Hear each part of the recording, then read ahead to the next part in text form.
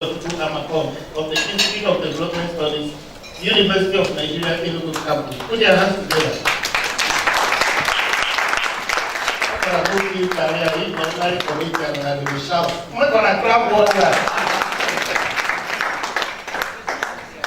Yeah, you are all welcome. All protocol observed. Yes, when I got this invitation, I tried to, the first thing I said is climate change. What have I got to do with climate change? But after looking at the title again and the TOR, I came up with 6 issues why we must look at the macroeconomic and fiscal interventions to combat and mitigate adverse effects of climate change. The first one is just what Barrister said now. Climate change is multi-sectoral, and from the review I have done, which the first speaker said, you find out that it's not factored into the plan and budgeted as a holistic entity. Then also, you find out that this is something that is somehow calibrated. That means you need to monitor it from time to time. And I found out that such a thing is missing. And we are now talking about infrastructure. In fact, everybody, both economists and non-economists, even somebody who studied religious knowledge, keep hammering on how we can develop through improving our infrastructure. That's the third issue. Then the fourth issue has to do with research and development. What our R&D sector today as a nation is dead. Apart from the international development partners and the donor community, Nigeria does talk about R&D. No ministry talks about R&D. And that is also a very key component if we are going to talk about climate change. Sometimes we need to look at some issues again and again and again through research for us to really know how it affects us and how it will affect our children. The fifth aspect is budget. Nigeria has been a signatory to a lot of issues. In fact, I doubt whether there is anything that has been raised at the global level which Nigeria is not a signatory to. I can't recall any of them. And what I have also observed is once we sign this, every MDA swings into action and nobody consults the other. You see everyone doing the same thing. I remember when we were looking at the wash sector, you find out that everybody is doing water sanitation and hygiene. Everybody is doing something on health. Everybody is doing something on education and so on. So when I now saw this, I said, okay, maybe this is the time we look at the framework that will help us to look at all these issues and come up with a framework the Ministry of Budget and Planning can look at and begin to say this is the direction we want to take in terms of climate change. The first speaker has already highlighted a lot of issues which I will not bore you with. This is the outline. I'll look at the background.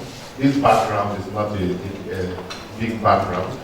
Some stylized facts, economic and health implications of climate change, then the current policy implications and so on. Yeah, the background, what I did was just to copy the statement from UN Secretary General Ban Ki-moon that appeared in The Guardian, 6 May 2004. The Guardian I'm talking is The Guardian of the UK, not that of Nigeria.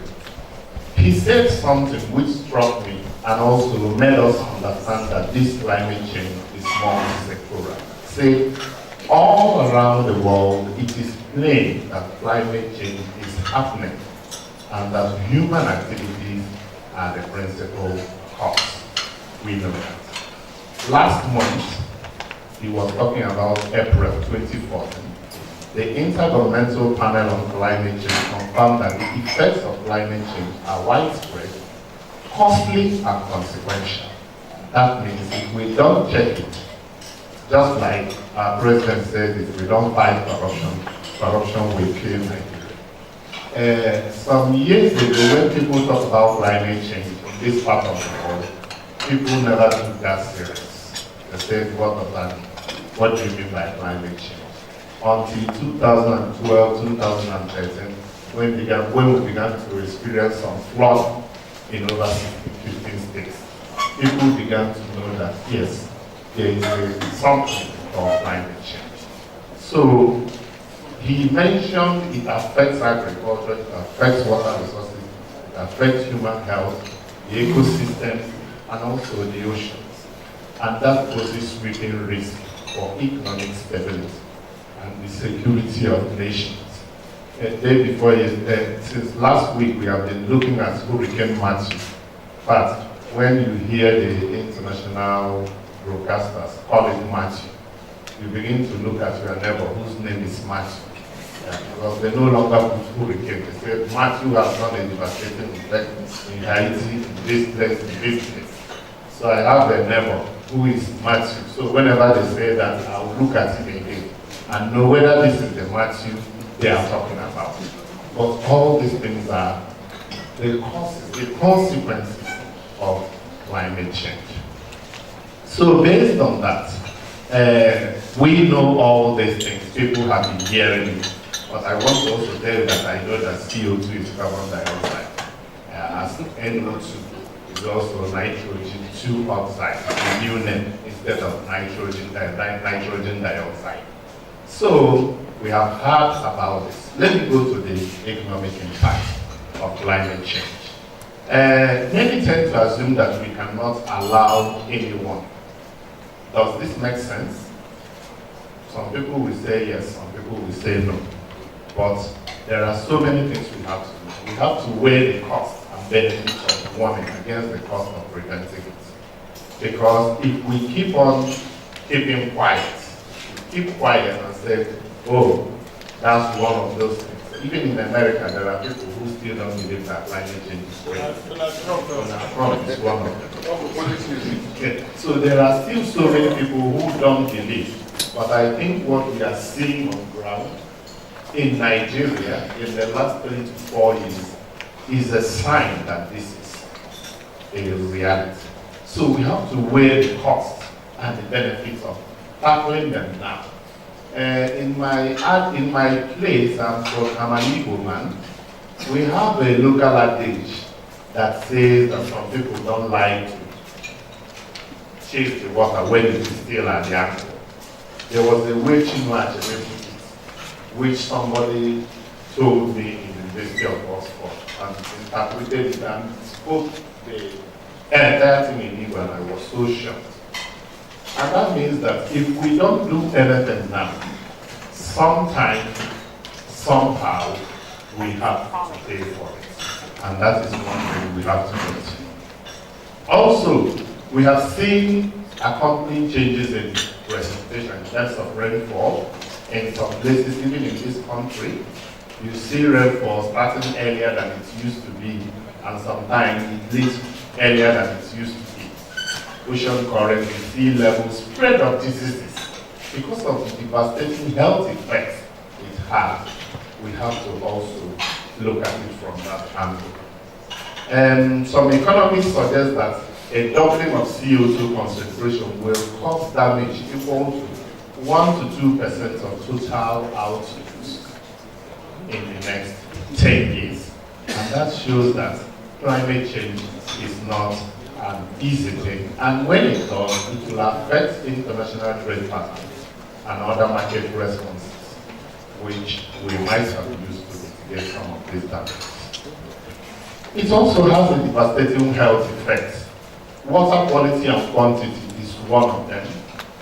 Food security, somebody from agriculture said that. Today, I don't know whether we are secure in terms of food, not to let alone when we have problems with the agricultural sector. Control of infectious disease, we know that malaria is synonymous with Africa. according to one man, who I disputed that. I remember when I went to Singapore, I was suffering from malaria. You see how I was treated. I was quarantined, not just treated, I was quarantined. Because they said, Africa, malaria, they kept me in a separate room. And doctors, when they are coming, they will be on the door and keeping at me. malaria infectious?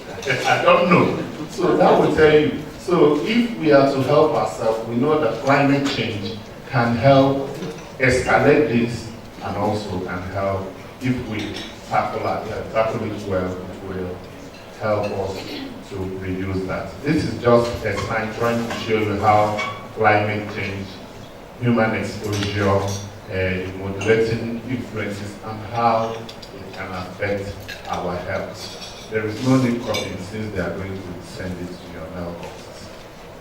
Yeah, this is the malaria carrier, which you now see that everything here has something to do with climate change. Diarrhea has to do with water and sanitation, which is also a consequence of if you don't manage your climate change well. Then malaria, we know that that's the statistics I got from WHO. 438,000 people each die every year in terms of malaria, and the vast are children. And it can kill within 24 hours. Can infect an African child up to 13 times in a year, and cost Africa 12 to 30 billion in loss in GDP annually. And that accounts for 40% of all public health spending in Africa, not saying Nigeria. So you now see that this is a big problem. That means we need a framework for us to be able to tackle that.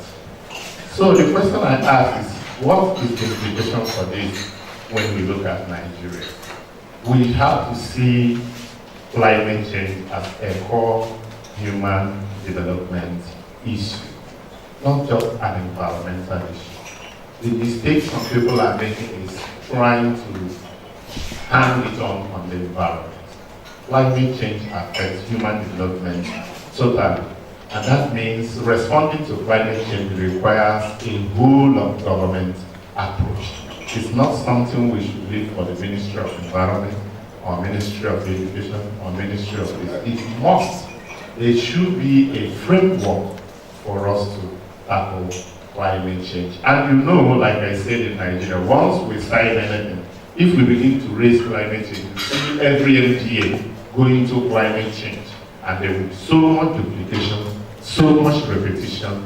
You see everybody, even Ministry of anything you can think of, talking about climate change. So we need to have a framework.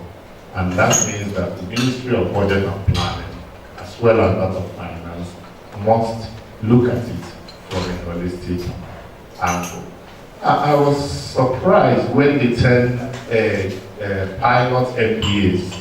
I didn't see Ministry of Petroleum Resources, and I asked why. I said, what is happening? We are talking about gas flaring, and we never included them in the 10 pilot ministries.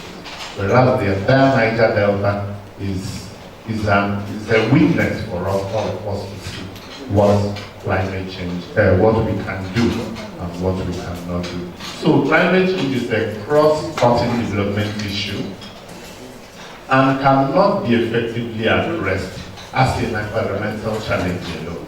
It must be seen as a human development issue for us to be able to address that. So our plans, if we have one, the medium-term sector strategies, the medium-term expenditure frameworks, and the annual budget must reflect climate change, not just in the Ministry of Environment, but from different perspectives and different, Ikenna said something about sustainable, which is key. Let's not talk about it today.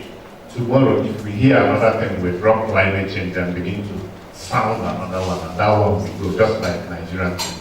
We must make sure that all the frameworks, all the recommendations we are going to make are things that can be sustained over a period of time.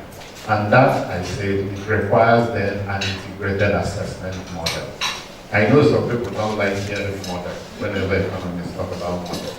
And I remember my friend Lai Mohammed said the problem they have in Nigeria is economists.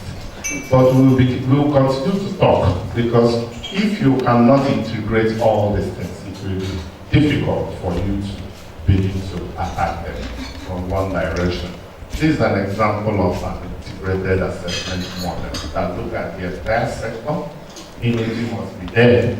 You look at the economy, you look at health, agriculture, and forestry. These sectors have something to do with climate change, the human settlement, and the way we do our infrastructure, the way we construct our roads, the way we construct our rails, the way we do our airports.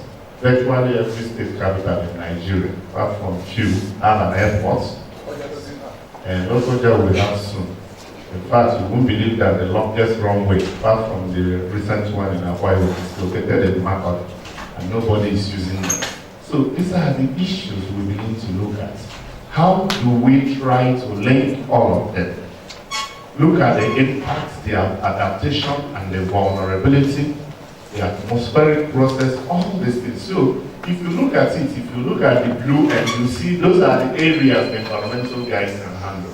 But there are so many other areas which we need to bring in for us to be able to tackle climate change holistically. Yes, and this I borrowed from Taylor and Francis and modified it a bit, trying to look at integrated solutions, because we have to look at integrated solutions. We have three common pillars of looking at climate change. The pillar 1 talks about standards and engagement. The pillar 2 talks about markets and pricing. And the pillar 3 talks about strategic investments. For now in Nigeria, we should be concentrated with the strategic investments pillar. Yeah, that is where we need to, for us to have smarter choices, cleaner products and processes, innovation and infrastructural investment. And for us to do that, we have to somehow regulate importation and know what is coming in and what is going out. Very soon you hear everybody saying we need wind energy, we need solar panels, we need this. We have to know, look at the standards and know that the needs were the condition of our society for us to be able to deliver on the promises of climate change. Somebody will say, why do I say concentrating on strategic investment? Well, why not look at standards and engagement? We know we don't manufacture a lot. So in terms of standards, we still have very few to talk about. And markets and pricing, that is not in our hands for now. So that's why I say we have to focus on the third pillar, which is strategic investment. So look at the three domains, like I said, pillar 3, that's why I highlighted it in red. Investment and incentives for innovation and infrastructure. I doubt if there is anything somebody will say, Nigeria is the champion. That's where you now link it to R&D, saying that Nigeria invented this, Nigeria invented that. Corruption is not invented in Nigeria, please.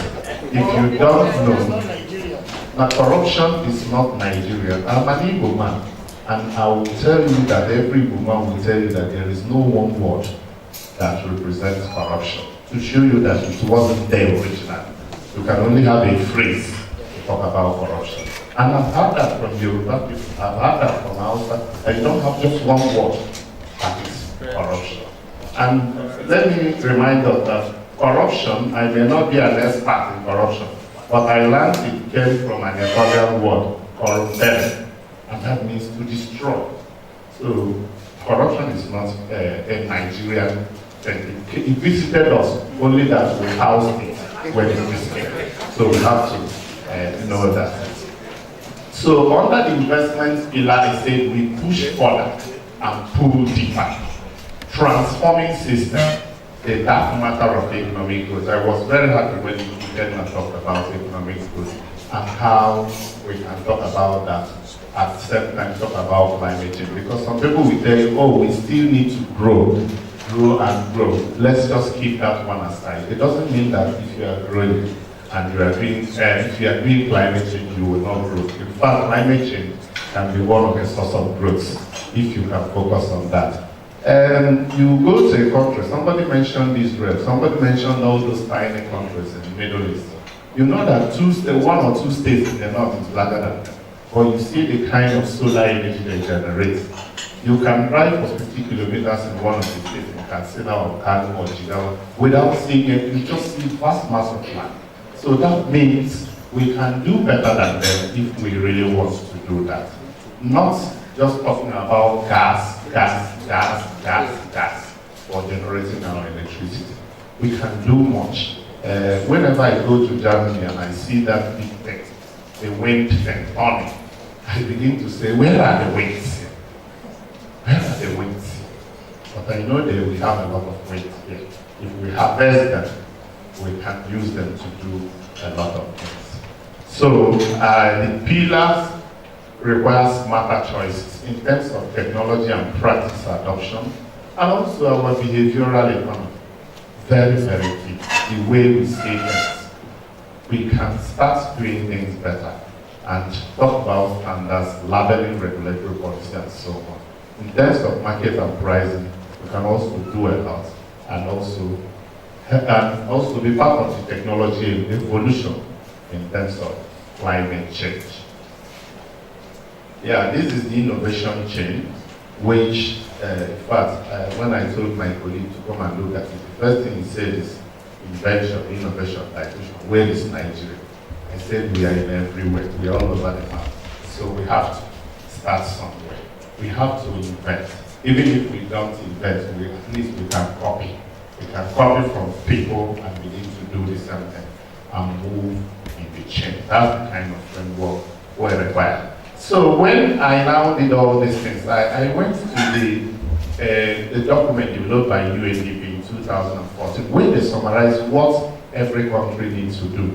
And I looked at it and I found out that this particular organogram perfectly fits into what Nigeria can do, the kind of framework we require in order for us to tackle